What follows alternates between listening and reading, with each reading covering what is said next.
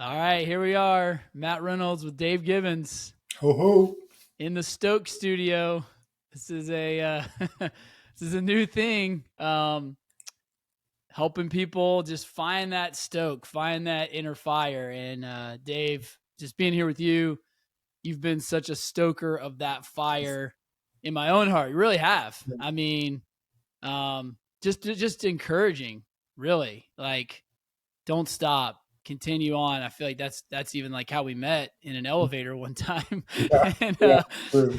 and I've just been so moved by, some of the stories of your life. And but more than that, I think just your impact on people, and hearing the stories of seeing all these different people who have had that inner fire Mhm, stoked in them. mhm, That's definitely like a marking of your life. mhm, And as I've been thinking more about this, like, I think there's individuals need this, of course, but I've been thinking about it even in terms of like teams and organizations, because it just seems like from the pandemic and then just the global unrest from all kinds of events, the energy levels have just kind of been sapped. And I feel like people are just saying, like, how do I energize my team again? So I feel like you're like an expert in that subject matter. So I want to like break that open All right. for people, All right. to receive from you. Um, but I did have a funny question I wanted to start with. If I could ask this, I just like interesting questions, and I know you do too, just for people to get to know you.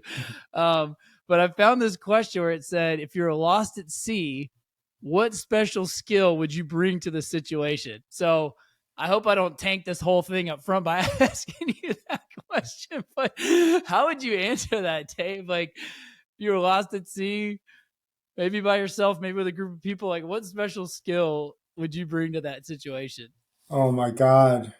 Maybe some type of astronomical skills so that I could chart the sky somehow to figure out how to get back to where I need to get back to.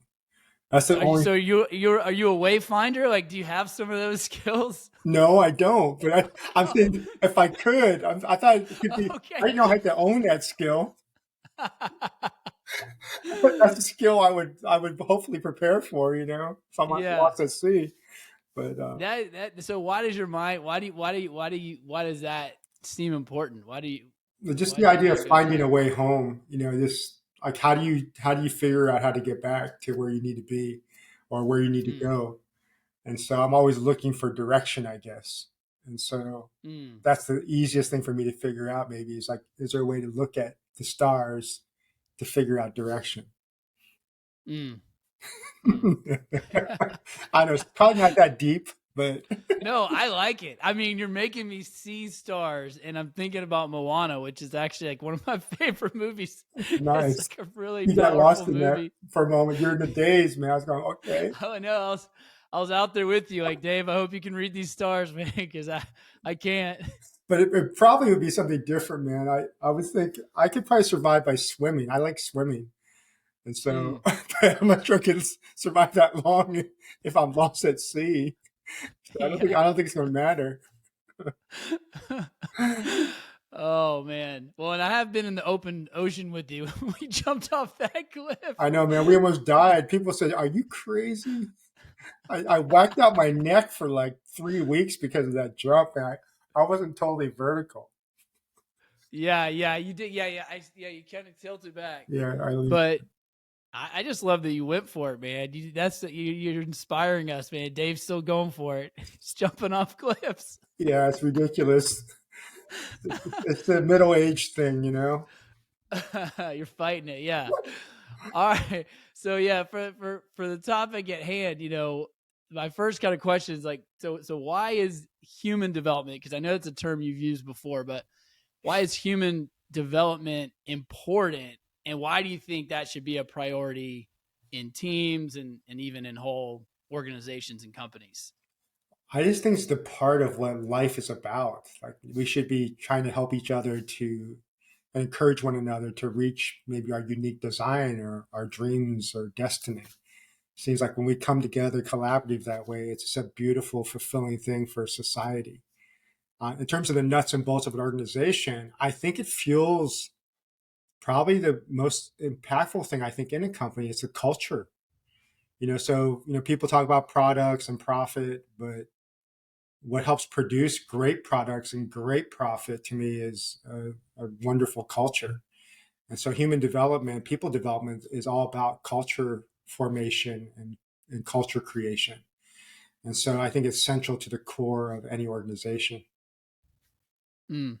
Yeah. And when did that kind of become important to you? Because I know I heard you talk about like human development and really focusing on the essence of people. And it wasn't like a new idea, but I feel like when you were talking about it, it was deeper. It had, there was a whole journey there. So where did that start for you? Like, where did that whole focus come from?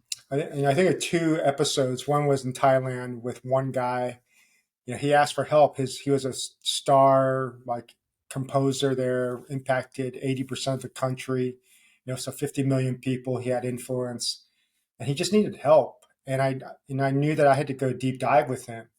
And so we were able to then see his company turn around, and he became successful again. I go, wow, I helping this guy like develop him, it had impact to potentially millions of people, and I didn't have to build anything myself. And I said, wow, that's a pretty cool thing. If I'm willing to just kind of focus in on a person versus trying to build my own culture or my own gig. The second episode was a few years ago when I was invited to be a part of a team that's a venture capital team, and they asked me to be their advisor. And they said, "Hey, you need to read this book because this book is really the Bible of Silicon Valley." And it was called "Measure What Matters" by John Doerr. And they said the key thing they highlighted they wanted me to know was the OKRs, objectives by key results. And so I guess in Silicon Valley, they put these goals up on the walls on the digital screens so people could see, hey, this is what we got to go after this month, a clear, Mm-hmm. measurable objective. So, anyways, I read the book and I go, they failed to tell me that he also emphasized of equal importance and maybe even more CFRs in the book. They didn't even talk about that. In fact, I went up to them afterwards and said, hey, did you guys read about CFRs in the book? And they go, what's that? And I said, communication, feedback, and recognition, Mm. which essentially part of culture formation. And having meaningful conversations, giving encouragement, feedback to employees. And so I go, whoa. I go, this is something even the insider, someone that they respect, but they didn't emphasize like this aspect of their corporation in terms of their building. And it's just as important. So really Mm. encouraged me to focus on culture building through human development because culture is people. Right. Yeah. And I feel like that's easy to forget. Like, okay, teams are made up of people, Yeah. companies are made up of people, but I get it. I know when you're driving and you're pushing and you feel like you got to deliver, you feel like you're behind, you're going from meeting to meeting. I mean, some of this stuff I used to read and be like, gosh, this is great, but like, who has the time for this? Or like, well, if we stop everything and ask them about their story, like, how long is it gonna take? Exactly. So like, what what would you say to someone who's like, man, Dave, this sounds great, but like, we don't have time to do this. Like, we got too many of those KRs or whatever. Like, look at the board, man. You Right. know, how are we going to start? Because I feel like that's a legitimate tension and question. Yeah, I tell people, yeah, I totally get that. It's not an either or, I tell them. It's kind of a both and. I just say dedicate at least in the beginning some of your time. And it's not that you have to reach everybody initially either.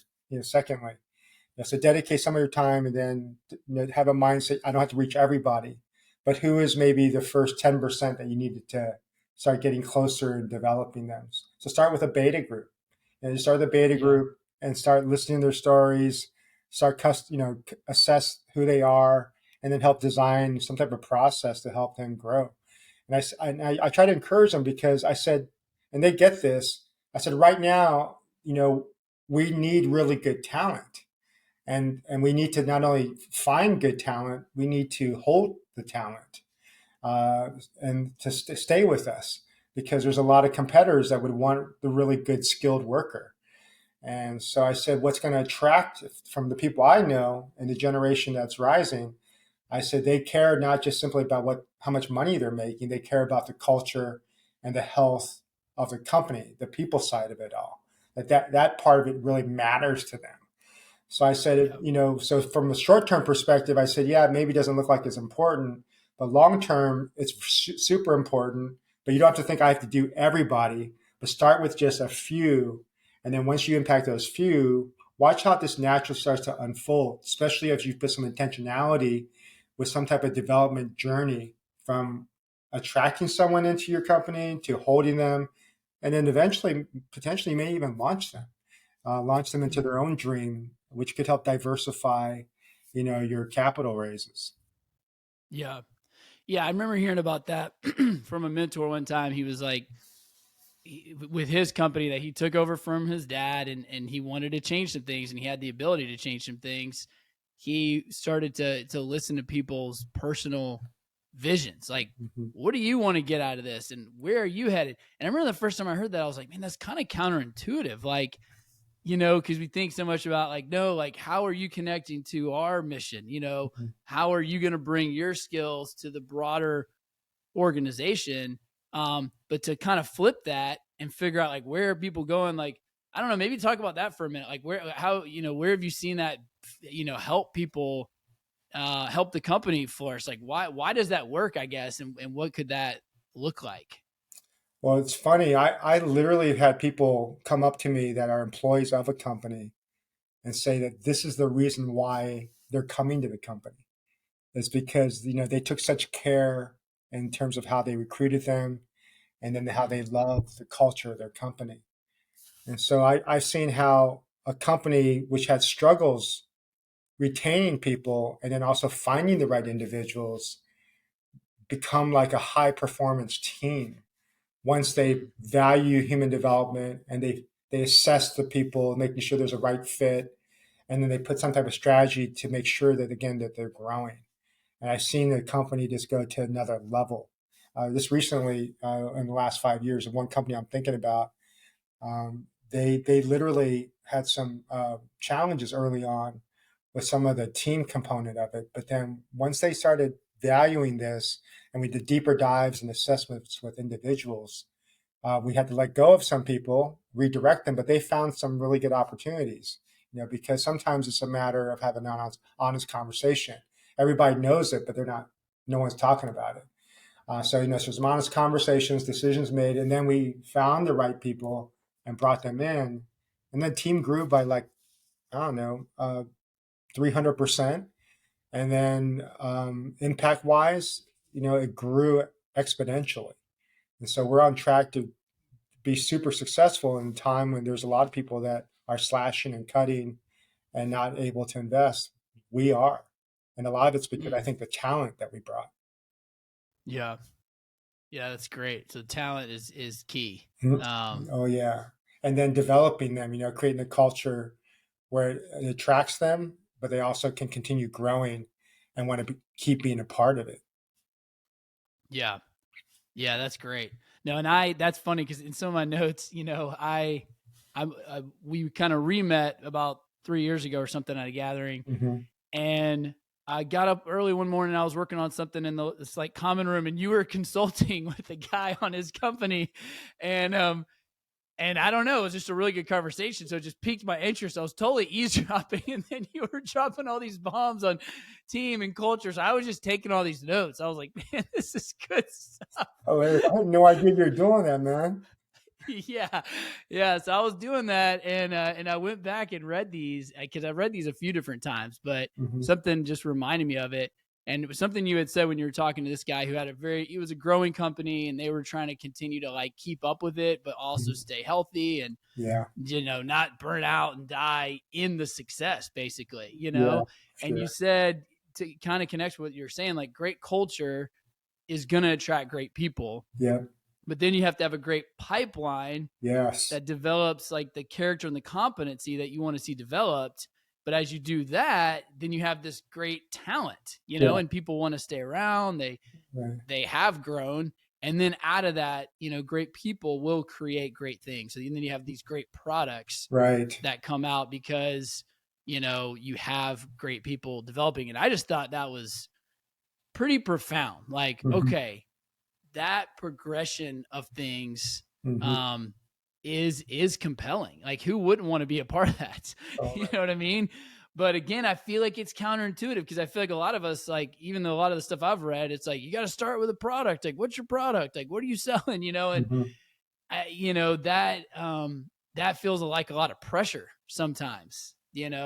Um, so I don't know. What else would you want to say about that? Again, I was just totally eavesdropping on your conversation, and that's still speaking. But like, how did you even come up with that? Like, how did you kind of learn that flow of like people pipeline, develop the talent, then you get, these products that come out of that? From a very primal and basic origin type of story, I think what motivated me was as my adult children were entering the workforce, I started thinking about like, how do I want the CEOs and executive leadership to treat my children? Do I want them to be used, or do I want them to really care about them enough that, not only will they help their companies grow and then make great products and profit, but that there's a mutual type of engagement and mutual win. And so thinking about how I would want my own kids developed, I thought, well, what do they need? And so I just started thinking about processes, like they need to be assessed. Probably someone needs to really take the time to know their uniqueness and their dreams. And then just like a school counselor, someone probably needs to help guide them in the formation of their journey. They need to have some type of talking partner, a guide or a Sherpa. And then they probably need some type of clear process, because if you don't have a clear process, it's hard to maybe have intentional conversations that are necessary. It's not that you can't deviate from the process, but it's nice to have some type of template where at least you have an idea like, hey, we should have a conversation now. What would be the next natural step for their growth and development? And so I think starting from my kids, I said, what do they need? Then I started, oh, they need this, they need this, and then it came up to a pipeline. I said, and I think that's a really helpful thing. I stayed away from pipeline stuff because I never liked like the 101, 201, 301, because I felt it was oversimplified for the complexity of people development.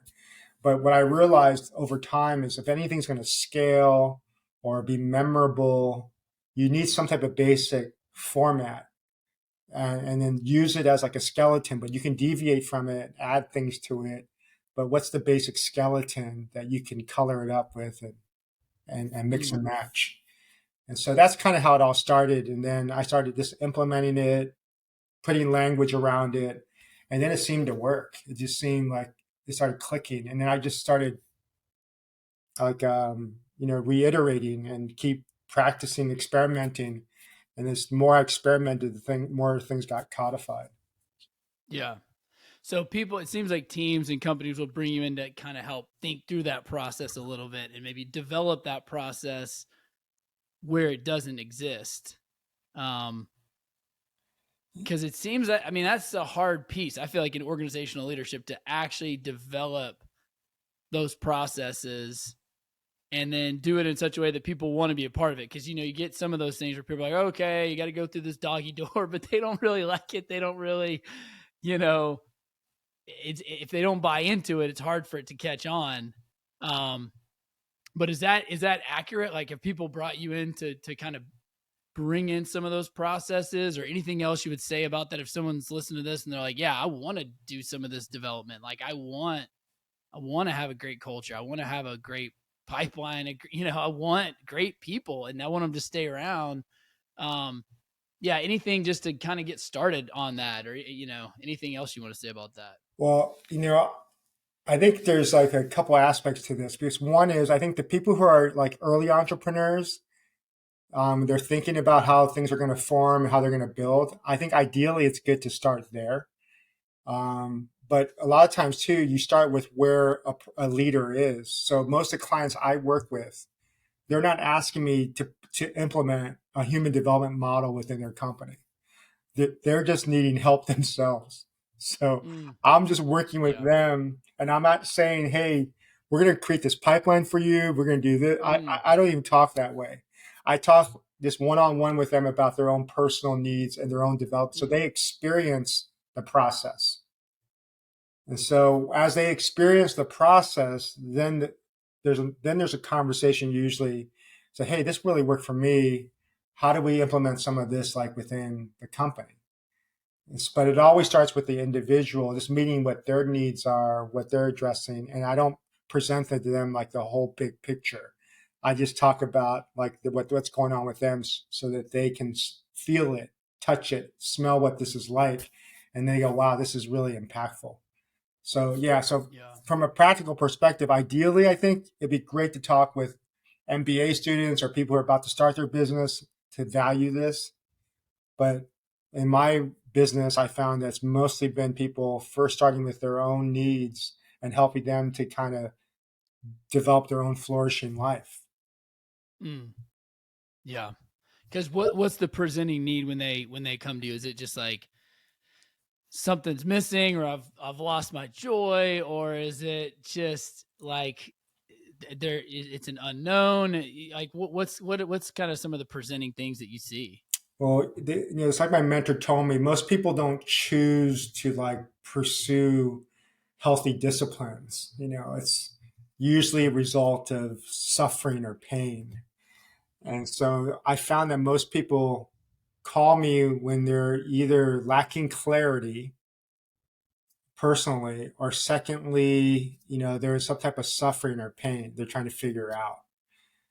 Mm. And so, that could be marital, it could be personal struggle, it could be some type of corporate lethargy or some type of thing they're not even sure how to describe. But it's either clarity or a personal crisis that I'm called. Mm. Mm. Mhm.